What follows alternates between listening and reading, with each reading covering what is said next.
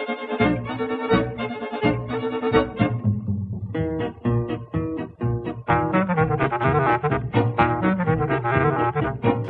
with more on the subject is our grumpy old man. This is the Grumpy Old Man Podcast, hosted by Dave Mathwin. So close your yapper and just listen.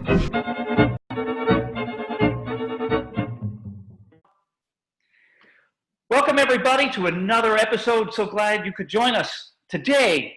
Sports and culture with two of my longstanding and very good friends. We have with us today Mr. Steve Caspers. Steve, welcome. And Mr. Mark Dickman. Mark, hello to you. Great. Good morning. All right. Good morning, guys. So you guys are joining me today because, we've had lots of conversations over the years. We've known each other for 25, a long, long time. We don't have to give away exactly how old we are. We've known each other for many years, had lots of conversations about sports and other things. And, it's true, Steve, you are currently in telecommunications, but you grew up in the heart of Pennsylvania, very sports-rich, part of the country. You're now in Chicago, another, crucial sports city. And in your past, you spent some time in sports journalism. Mark, you are currently working with a nonprofit organization in Charlotte, but you grew up as a fan of the Packers in Wisconsin. And in your past, you worked as a sports information director, and your wife works kind of behind the scenes in Charlotte at the football stadium there. So as for myself, I have no such pedigree. I did, however, go 4 for 5 in my junior, when I was in 8th grade, at my boys club baseball championship game. And I think we won that game like 15-8 or something like that. So there's that as far as it goes for me. So that's why I'm part of this conversation. All right. So we both grew up, all of us grew up huge sports fans. But I think for many, I think some things have changed in our culture related to sports. And I think it's probably not just that we've gotten old and maybe grumpy, who knows. So Steve, let's start with you. Tell us a little bit about your relationship to sports growing up and kind of where you see yourself now. Hi, yeah, Dave. Growing up in central Pennsylvania, I was the son of a basketball coach. I was a participant in sports. I was a fan of all things Pittsburgh sports as well as Penn State sports. And I think people divide their time up in sort of sports-oriented things and non-sports-oriented things. And I'll be honest with you, everything for us was sports. We were either playing, watching, rearranging our lives around the big game, and so on and so forth. And that went from my father to my father's uncles, who were like grandparents to me.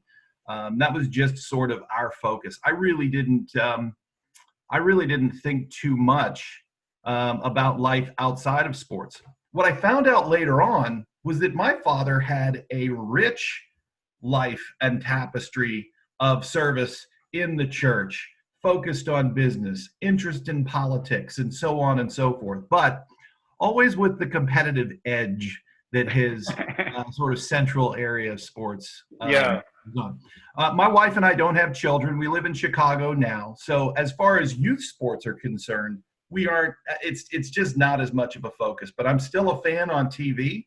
I am also, I have a lot of my friends and fellowship through sports. You're seeing the Steeler jersey here.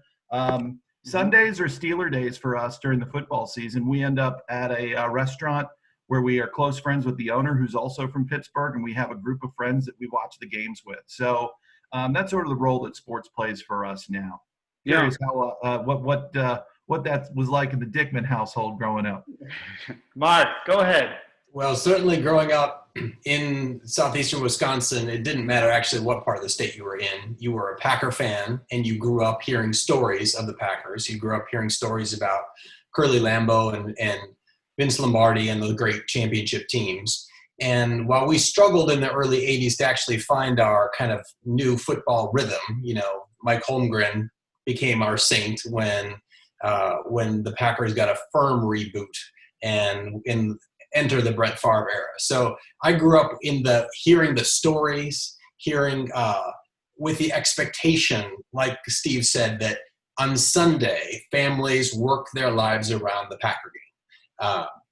People all around the country know what Green Bay looks like on game day when the town empties out. So we had that kind of expectation. I think fast forward to like life now, and I actually I have 3 children, and I see sports increasingly through their eyes. So while we do live in Charlotte, and it is very important that our family knows about the Packers, I also think it's important for them to have an appreciation for the hometown team. So we do root for the Panthers. They're our adopted, second team. But I also observe what's interesting, just seeing, especially through my boys who are most interested in football, like, whereas I grew up, and I think all of us grew up, watching football kind of passively, where we were dependent upon the broadcast schedule and watching commercials and just participating in the game that way. Now we have a situation where, my children want to watch the game also with a handheld device, and they want to be looking at different components of the game that way. They want to see, who's posting what about the game. So there's a more participatory element there. You have the element of, I think, a lot of kids, my own children's age, who they may not give a rip about the loyalty to a team that we all enjoyed, but they're very loyal to their fantasy team, and their fantasy team is equivalent to our ownership of our hometown teams now. Right. And so they use the football medium as a way of getting their satisfaction out of football. And so I think that's a kind of an interesting dynamic as well. And then like Steve said, when I moved to Charlotte, like the very first thing I did is I found out where the Packer Bar was in Charlotte. And in Charlotte, because we are largely a transplant city, there's a Packer Bar. There are a couple Steeler bars. There are lots of Buffalo Bills bars down here. So finding the community of people that you can experience the ritual of Sunday with on a football level, especially, hugely important, I would say now. Yeah. So, thanks, guys. For me, I grew up in the Washington, D.C. area, and so that meant the Redskins. And I was fortunate to grow up in the kind of golden era of Washington football team football during the Gibbs era. The Super Bowls, the Hogs, and so on. And you could feel it in the city. The mood on Monday or Tuesday, when you would go to school or walk around or go to the grocery store, rose and fell with the wins or losses, of the football team. And one of my absolute proudest moments, of course, DC is a transplant area. There's some Cowboy fans in the around, and when we played the Cowboys in the NFC Championship game in 1982, my fourth grade teacher, took time out, and you could make. And she was a Cowboys fan, and she encouraged everybody to make Cowboy stars. I thought this was atrocious, treasonous, horrific, and I rebelled. I refused to do it. And I remember even taking some things down. Like, I was a good kid, right? Very rarely in trouble, but I would disobey my teacher to take down those Cowboy stars, which I viewed as, just absolutely anathema. Sundays for football was huge, but of course there was also Maryland Terrapins basketball. I remember the Len Bias era, and we got good under Gary Williams. I remember, I was an Orioles fan. We were good for some of my time growing up. Now, however, I don't think it's just that the football, our local football team hasn't been good in decades. The Orioles haven't been good. Of course, the Nationals have been. The Caps, the Wizards, somewhat. But it does seem like I'm much more distant from sports than I used to be. And Mark, something interesting you said about the way we consume sports now. So, for example, the team I probably follow the most is Maryland college basketball. But how do I follow them? I'll be totally honest. I check and see the score. Did they win? If they won, I will check on YouTube for like the kind of 10, 15-minute like condensed game package. And if they won, I'll watch that. And if they didn't win, why am I going to bother? So I'll do the same. I don't watch, football really very much anymore. And I don't necessarily think that, is that because of concussions and the various, it's maybe part of it, but I don't think that's all of it. And there's definitely, I have 3 kids, 2 boys and a girl. And yeah, they grow up playing some, local little league and so on and so forth. And they play basketball or volleyball in the case of my daughter. But sports is not just, it's just not like it was. Like I collected baseball cards and autographs and all that. It's just not the same. And I didn't push it with them, but it just didn't seem to happen naturally with my kids either, to nearly the degree it did. I do think that our culture's relationship to sports has changed somewhat for a variety of reasons. Mark, it seems like you felt this, maybe more so than Steve. Do you have any thoughts on that? What do you think has changed in terms of our relationship to sports? In our lifetime, I think probably the two most significant developments within sports in our lifetime were ESPN Sports Center and the USA Today. And I'd say SportsCenter because we were able to get not only the condensed version of all that happened in the world of sports, but we also elevated the highlight reel. The highlight package became an art form that SportsCenter mastered. And athletes know this, right? To get on a top 10 list of ESPN on SportsCenter, that becomes huge, right? That shift happened in our life. And I'd also say that, though less relevant now, what USA Today did by bringing sports statistics and box scores from around the nation and having a 4-color experience of sports throughout the nation, like that was huge. Growing up as a Brewer fan, it was essential.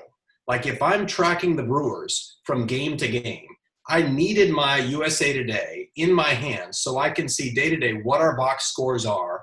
What did Toronto do last night? What did Detroit do last night? How many hits did Lou Whitaker have last night?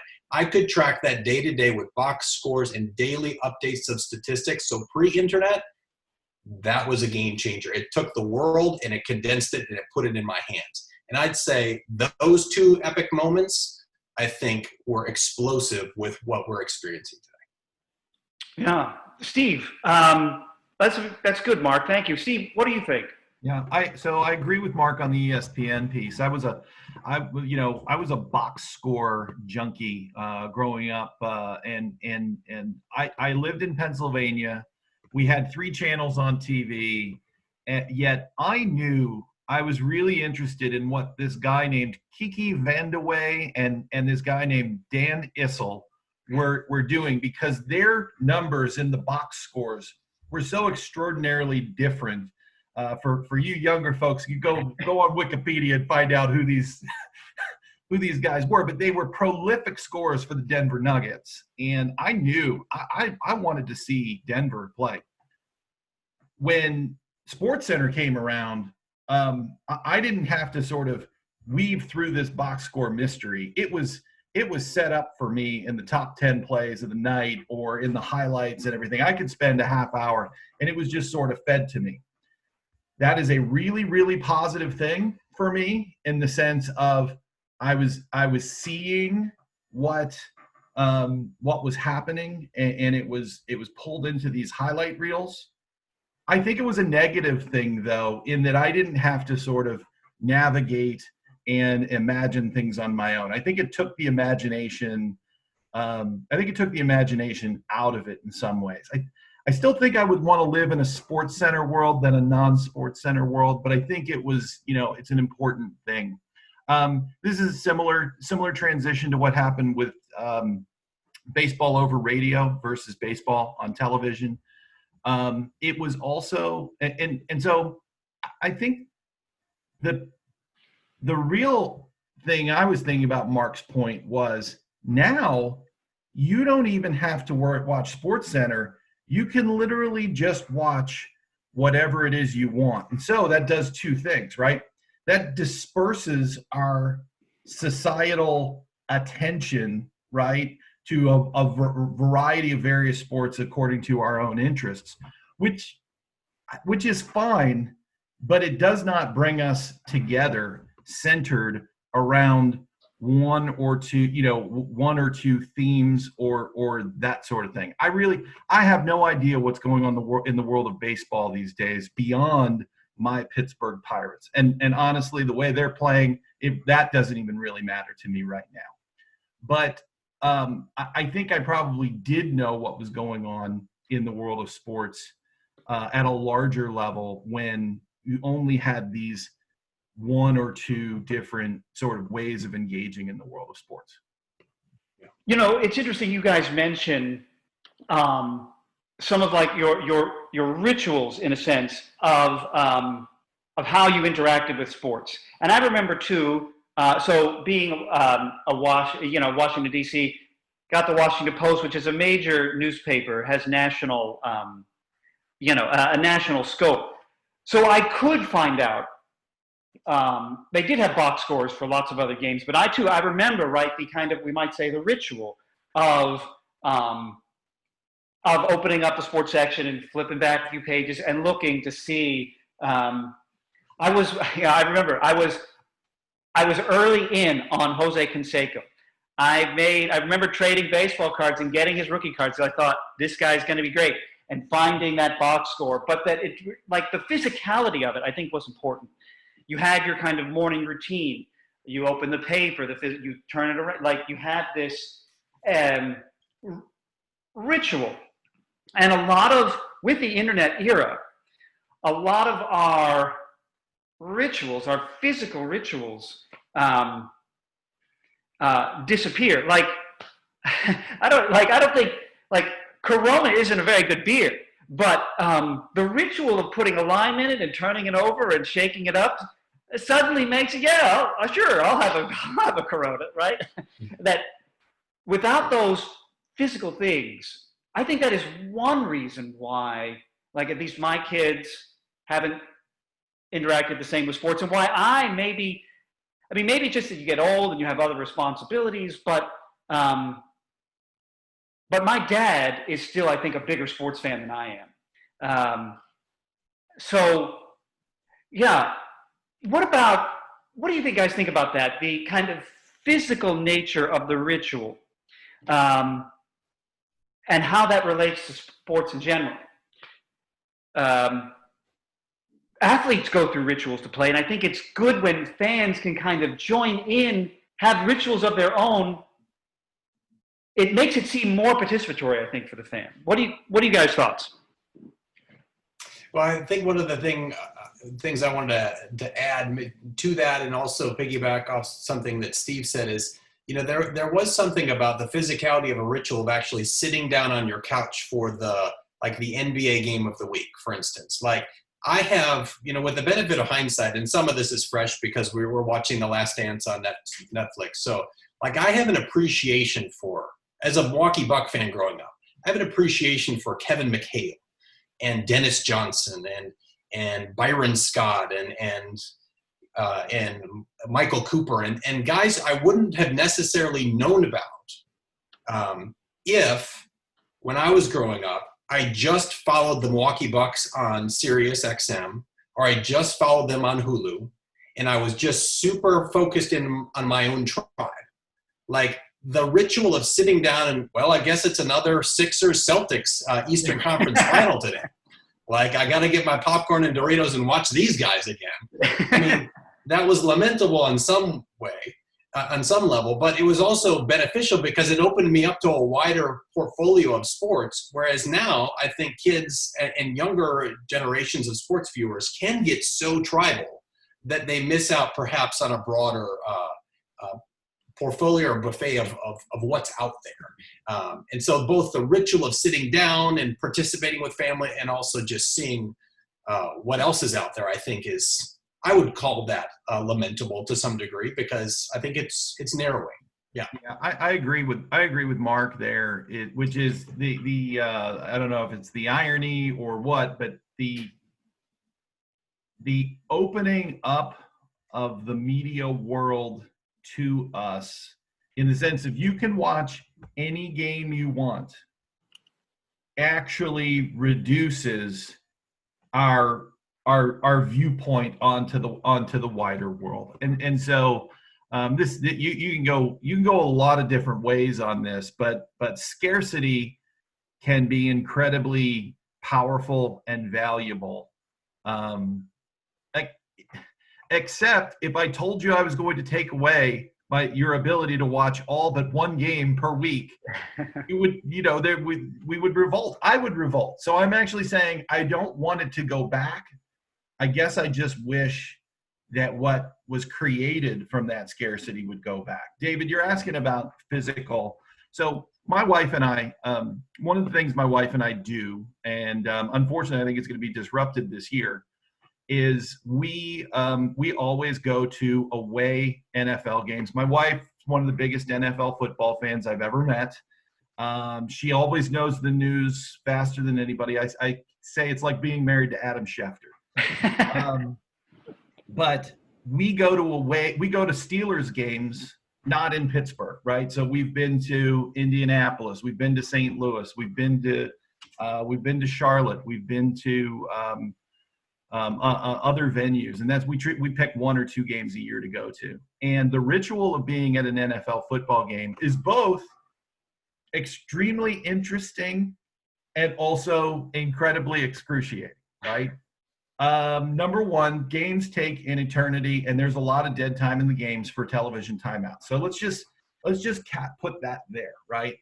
But getting there, seeing the teams warming up, doing the run out onto the field, the national anthem. We were at the Steelers Denver wild card game. I mean, we had Rascal Flatts sing the national anthem. We had the F-15 flyover. I mean, you're talking about the whole.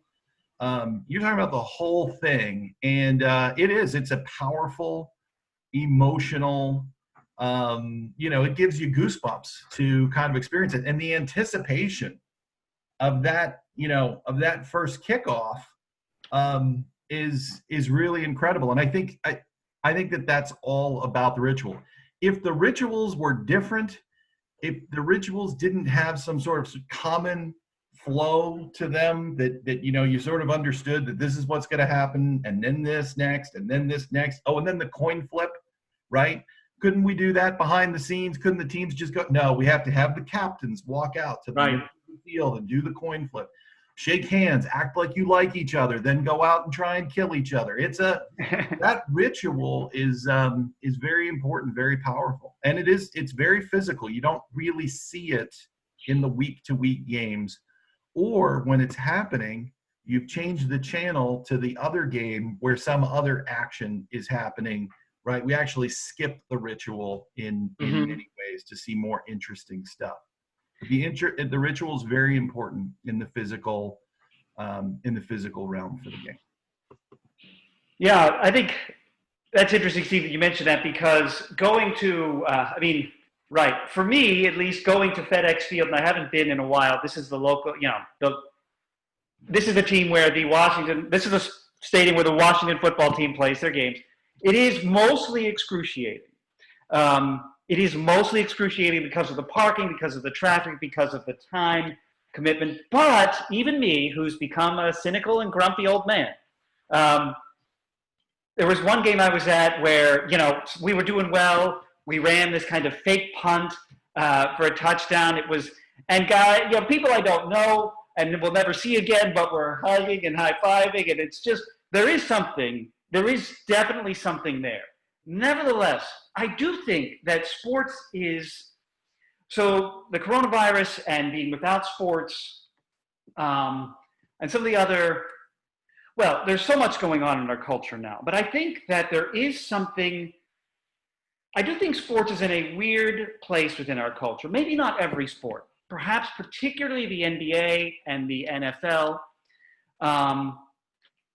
It does seem like there's starting a disconnect of sorts is happening. Perhaps it's just this, like the end of a cycle, a natural end of a cycle between lots of money and the internet and this and that and so on. Or perhaps there's something more fundamental going on. But be curious for your thoughts. Mark, we can start with you this time.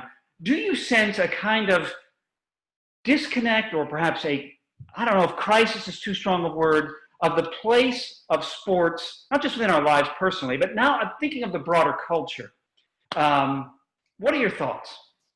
Well, I think Steve makes an important point about the ritual of actually being physically present at a game. And I think this is an interesting moment where, again, because most of us have access to more content than we can ever consume now on our phones, on our tablets, and on our big screen televisions. I think there will be an increasing tension point with, ticket prices aren't inexpensive, especially, if a family is going to go to a game and have hot dogs and so forth. And I think there's a looming question mark. Like, if I can consume all this content at home from the comfort of my home and have access to both the real game and also all the other side content on tablets and phones, like, how much is that ticket really worth to me? How much is that ritual of actually, like Steve is saying, sitting in those seats, watching the coin toss, experiencing the flyover?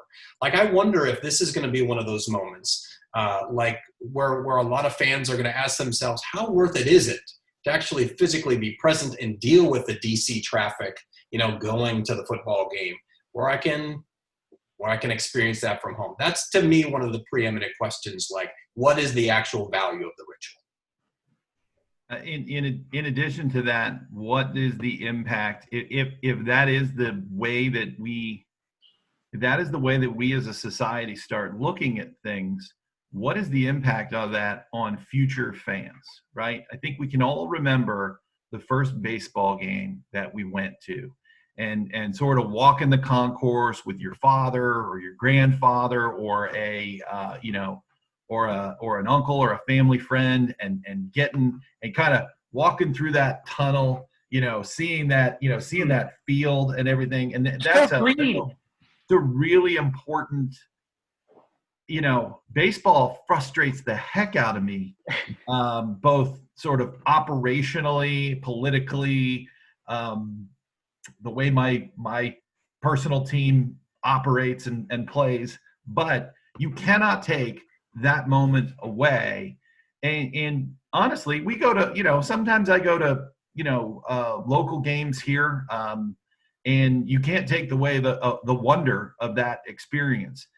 If we get to that point though, Mark, and we start saying that the wonder of that experience just really isn't necessary because I can watch it on whatever screen's available to me, what will that do to future fans? I think that's a big open question, and one that I think all leagues and all sports should be asking themselves: how do we make this experience, how do we make the participation in this ritual more accessible for future fans?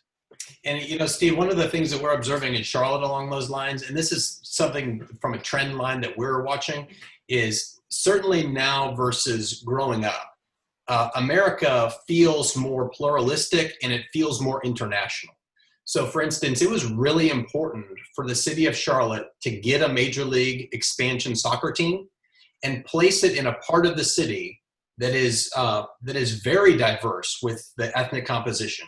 And the expectation is we're putting it in a part of the city where more people who have made Charlotte their home from around the world, that they'll be able to experience that game. And one of the things I think that is that is unique to the world of soccer, what we call soccer in America, is that I think soccer as an experience, because of the international dynamic about it, I think soccer rivals American football in the kind of rivals, if not surpasses, the energy that it creates simply by the presence of a broadly international fan base. There is something unique about being at a soccer match that we're at least anticipating in Charlotte that will bring a kind of unifying energy to the city that we're wondering if experientially, as a ritual, is this a new wave ritual for the city of Charlotte that, frankly, I mean, Panther fans are infamous for coming late and leaving late. That will not be the case with the Charlotte Football Club, or the Charlotte Soccer Club, rather. It'll be a different experience there that we're anticipating. Yeah. Yeah, I mean, as a Pittsburgher and as a Pittsburgh Steeler fan, Mark, the dynamic that you're talking about is maybe multicultural and multi-ethnic. But if you, and in some levels, the dynamic of the Pittsburgh Steelers in the 1970s was also multi-ethnic, maybe not as multicultural, but also across socioeconomic lines. And one of the things I heard about, with the Steelers was on that Monday after the Steeler game, the steel worker, the foreman, and the general manager who ran the factory could all have them participate in the exact same conversation as equals on this matter, even though they were sort of opposed from a union, big labor management, and socioeconomic standpoint. And so I think the dynamic holds. It's just different in more of a multi-ethnic, multinational type of way. I think one of the tensions that we're seeing with sports, and I have a theory, gentlemen, that I'd like to toss out to you, that I think you guys have touched on in certain ways, that we've all touched on in certain ways. Here's what I think what is happening in some way. Sports involve rituals. Rituals are inherently caught up with some kind of religiosity. And sports, whether appropriately or no, occupies a crucial part in American culture. However, right, the kind of, my dad, for example, would talk about, when he grew up in Brooklyn, right? Brooklyn Dodgers, whom he idolized, but they lived like 3 streets over, right? I have relatives who lived in Baltimore. She would talk about, Boot Powell after games would throw a party, and people, from the neighborhood would come over. That doesn't happen anymore. We're detached more from our star athletes. And as we've become more detached from our star athletes, they have become more and more, we might say, images rather than real people. It's as if we're increasing like the symbolic weight. There are more rituals associated with media. The ritual with media now, as media becomes more omnipresent, the ritual of the kind of meaningless post-game conference, the ritual of the athlete interview. We've loaded up sports with rituals. And so where we see fans now, sometimes, at least in certain sports, be almost antagonistic towards fans, or, right, protesting or not wanting to take place in some of the rituals, i.e. the national anthem. And my sympathy here runs both ways. On the one hand, I think athletes have to be individuals. They have to have the same rights as everybody else. That's America, right? But on the other hand, Mark, you've been in pastoral ministry. Imagine the church singing a song, right? A hymn or what have you. And we know that some members of the congregation won't sing along. Some members of the congregation might look at their phone or what have you. But imagine one of the direct participants of the ritual. Imagine the pastor not singing, looking at his phone, or perhaps even protesting the singing of it, this hymn. Like that church, right? That church wouldn't last long. How do we solve,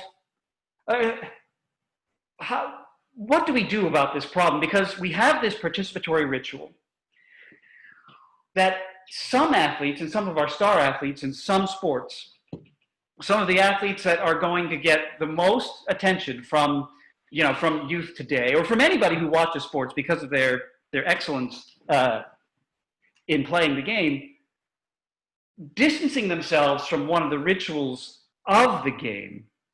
How do we connect sports back to culture, cleanly and seamlessly, respecting individuals, respecting the game, all this sort of thing?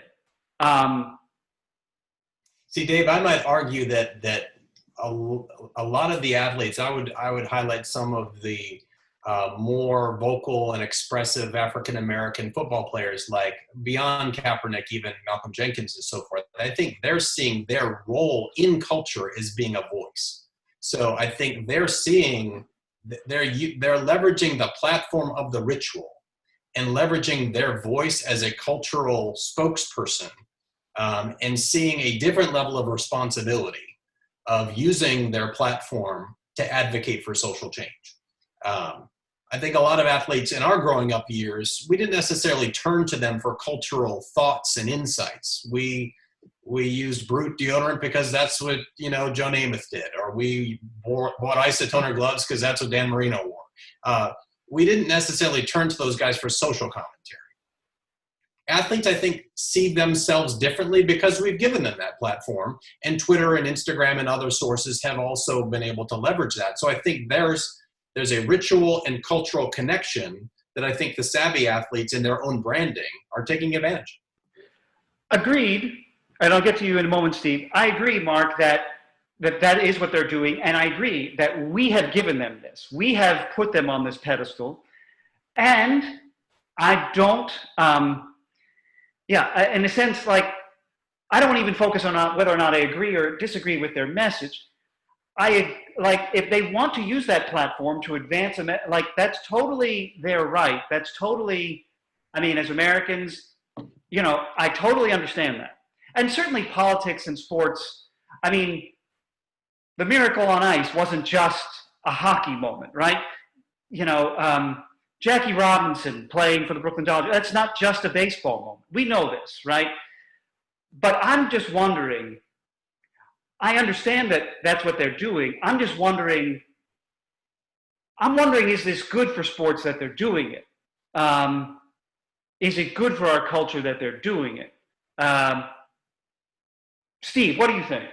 So, I think Mark makes a good point in the way that athletes see themselves today. And I think you've got to, this is where the role that labor plays, right? Labor, the players versus the owners and the league. And somebody has to be concerned about, and so Mark said the athletes using the platform to be the larger voice. But if taking that action starts to degrade the foundation of the platform and begins to hurt the platform itself, those athletes who are using the platform then are maybe winning temporarily with sharing their voice, but ultimately tearing down the platform from which they operate. And I think, Dave, that's what you're saying here, which is there is ritual, and there is the sort of ritual foundation of the game that we play. And is there any way that can remain sacred while the athletes are also able to have their voice on larger issues in society? You said I work for a telecommunications company, right? And one of the number one things that we do is we ensure that we are protecting our network at all times. There are always new technologies coming into play. There's always newfangled value propositions. There are disruptors at all times, but we're always maintaining a level of protection and,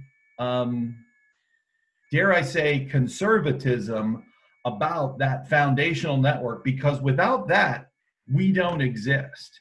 And I think that's really where the question comes in, which is what is foundational to ensuring that the platform exists for all participants, and honestly, the continued growth and interest in that platform, right? Versus what is your ability as an individual to use that platform to be whoever you want and to advocate for whatever you want. And I think that what we've done here is we've sort of mixed those issues. And I think it's a critical moment for sports, because history tells us that these rituals and that sort of a broad unifying view of these things is important for the continuation of the sport, or the continuation of greater interest in the sport. If we start breaking those down, the question becomes, in another 20, 30, 40 years, do these platforms that the players are using right now to address greater issues, do they even exist anymore? I think that's a real question.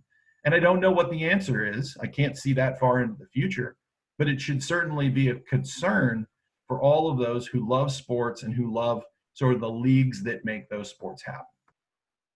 I think we need to identify that a lot of this tension point, so to speak, is a result of a long history of distrust between ownership and players, where players for the better part of a century have sought to find their voice. You go back to the 1919 Black Sox scandal, which was rooted in the fact that the players themselves did not feel like they had a voice to advocate for fair wages, what they would deem as fair wages. And what we would say is maybe a heavy-handed approach of ownership to control player salaries. Fast forward into the 70s, and now you have the Kirk Flood free agency moment, where now you have increased mobility among players, and yet there still has been this sense of, where is a player beyond my athleticism? Where do I, as a human being, do I have a voice? Do I have an opportunity to express my own preferences and express freedom? And what is the relationship between me as an individual and the entity of ownership? And I think in some ways what social media has provided is it's almost created this explosive moment of expression, where players who, for, again, the better part of a century have been fighting to have their voice, now social media gives them a voice and then some. For millions of people who can tune in to hear, what does this athlete have to say? And Steve raises an important point. And I wonder if this is if we're in an inflection point now that's been almost a century of volcanic eruption just kind of waiting to happen. Yeah, I would say two things to that, Mark, right? Number one, you're correct about the historic struggle. Number two, I think if you asked sort of Joe Sixpack, whether they feel like who's won the struggle, I think that the view would be that the athletes have won the struggle. I mean, our athletes are paid and pampered in ways that would, I think just blow the minds of the Ted Williams and Stan Musials of the day. I don't think they would be even able to fathom what's happening there. I would say this, though. The question becomes, are the athletes willing to make a deal, which is, we're compensated, whether it's fairly or unfairly, it's all extremely, right? That whether that's 55-45 labor versus owners or whatever, right? I can understand debates within the scale of that. But is there some way that an athlete, a football player, could say, I have the freedom to use my platform and my wealth to do whatever it is I want, but between 1 and 4 on Sunday, that's the platform's time, right? And the platform has to take precedence, right? The ritual and what we do, that is sacred. And my individual issues take a backseat in that moment, right? Whereas the rest of the week is mine. So where does that come into play? How does how does the league ownership and the labor have that conversation? Because I think the information shows that the individualization, and I'm not even talking about specific viewpoints or advocacy points. The individualization of sports hurts the greater league. And there's no better place to see this than baseball, right? Which isn't political at all, but economic individualization, right? Baseball is a train wreck. Baseball is remarkably uninteresting for the vast majority of teams and fans.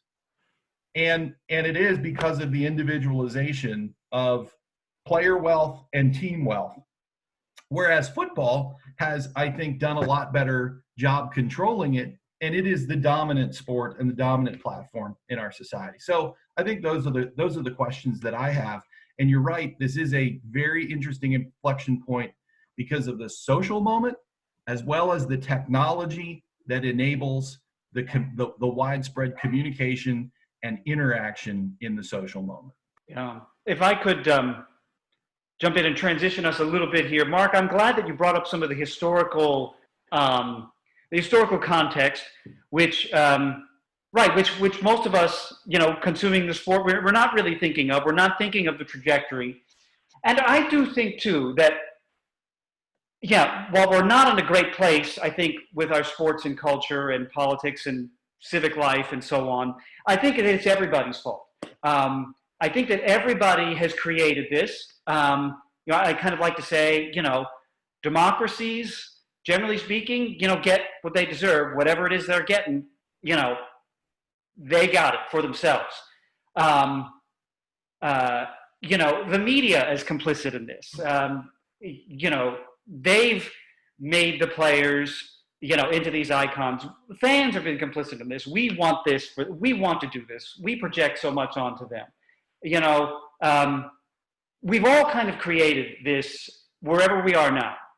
How do we reset? Let's transition now. Let's say this. You could wave a wand, presto. What changes would you make, either small, practical, or shall we say grand and utopian? If you could do it, what would it be? Let's start with you, Mark. Well, I think the lowest hanging fruit, and Steve hinted at this, I think the struggle that baseball will increasingly have is the 162 game season. Post-COVID, I know that's almost heresy to talk about, but I'm wondering, can baseball actually find in this moment, assuming that they can figure out how to handle the disease, the virus itself, can they leverage the scarcity of a shorter season? Because I think that's the one thing the NFL has going over all the other professional sports leagues in America, where each Sunday or each Thursday or Monday matters so much because the season is shortened. And there is something, and I think, Steve, you hinted at this earlier, scarcity really drives value. And so I wonder if baseball will struggle to stay relevant, if part of the answer is to take a new look at a very long season, which is irrelevant to a lot of America. I'd start there. You'd start with baseball, shorter season. Steve. Yeah, so in my neighborhood in Chicago, we have a lot of places that are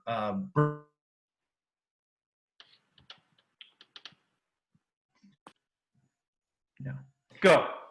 Dave, in my neighborhood in Chicago,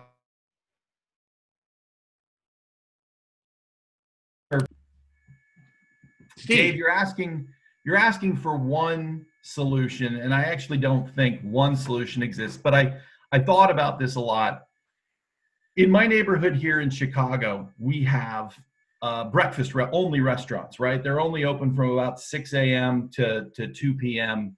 And they're so busy and so popular and everything. And I continually tell my wife, if one of these places would open one day a month and highlight breakfast for dinner, there would be a line out the door so long for that, right? And she rightfully tells me, yeah, but then all the other ones would do it, and then they would open up, and then they would have it 3 days a week. And then, I think that if So I'm going to recommend something radical, which is one blackout day a month where sports goes no TV, no nothing. The only place you can hear it is the radio or watch it live, right? And I think that would help. I think that would help, number one, if you're not interested in sports, or if you just need a break, you get to take that break. And if you are a really passionate fan, that's one of the days that I think you would end up seeing the stadium packed. We would get away from the distractions. The games would move faster because there would be no TV timeouts. I think that media and technology have in some ways created this problem. Created is not the word. Facilitated this problem. And removing media and technology just one day a month might help get us back to our roots. The live game, the ritual that you speak of, and we would get away from what the proliferation of media and technology have wrought in these sports. Steve, I like what you said earlier about maintaining the platform of ritual. So here is my idea. Mark Cuban had an interesting point. He said to a fan who was complaining about protesting the anthem, he said, what if you had to listen to stand up for the anthem every day that you went to work? And he's right in a sense that would be onerous, of course. But I think he's wrong in that he doesn't realize that you're undermining, right? You can't cut against like the network, as you were saying. So here's my idea. To associate the national anthem with a baseball game or an NBA game, it's too much. Let's take out the national anthem. Let's not sing it at sporting events. However, each team will develop a fight song or something like that. Like we might remember our high school or college fight songs. I can't remember any of the words, whatever. But, when the team comes out, you play, hey, and maybe everybody can sing along with that.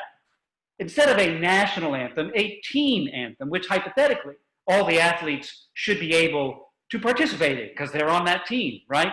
And that maybe, since many athletes seem to be much more about branding, I would recommend to our listeners and to you guys The Victory Machine by Ethan Strauss about the Warriors' rise and fall. And he talks about how really, for many of these guys, for your top tier, your main employer is Nike or Adidas or Under Armour or something like that. That's where they're drawing. That's where they're making the most money. And that's who's probably doing the best job at branding them as people. That's my solution. Keep the ritual, but remove the divisiveness of the ritual. And I'd encourage as many local rituals as possible. Like, what's a hockey team that throws the octopus out onto the ice? That's just nuts. Was that the Red Wings or the Blackhawks? That would be the Detroit Red Wings. Yeah. I can tell you, having been to a Detroit Penguins Stanley Cup game, all of the seafood wholesalers in Pittsburgh stopped selling octopus and squid when the games were happening in town. Dave, I'll just say this.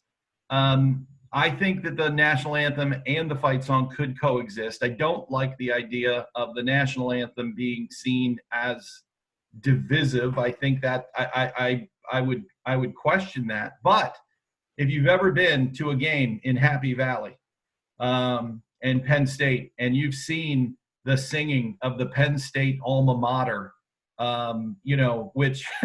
which sometimes those of us who we actually say we don't know the words to this, to the tune, right? But the Penn State alma mater singing is a very solemn and ritualistic event that if we had to replace the national anthem, I think the singing of the alma mater would remain and be that powerful ritual elixir that I think you right. think is required. I still don't know if I'm ready to give up the national anthem yet. All right, Mark, any final thoughts? I'm gonna pass on the national anthem comments because I'll still think about that. I do think it's time, even as we look at NBA in their bubble, I would like to also, in the world of sports reboots, I think it's time for both college basketball, men's and women's professional basketball to take a hard look at the last 2 minutes of a game, because I think they will lose fans who are tired of watching 20 minutes of 2 minutes worth of fouling and television timeouts and another timeout and more fouling and more free throws. We have to address the last 2 minutes of games on the big time platform. Yeah. We can all agree with that. That is unanimous, cross-cultural, Absolutely. cross-socioeconomic. Absolutely Agree with that. And no timeouts before last-minute field goals either in the NFL, right? No icing the kicker. Like, come on, like to get to this moment. Baseball has actually made some really, really interesting positive rule changes that may help it. And when we're crediting baseball with doing this, the league that can't get out of its own way, the other leagues need to come along. Right. The world is, yeah, you're right, Steve. I think if that is the case, the world is truly upside down, and hopefully will right itself soon.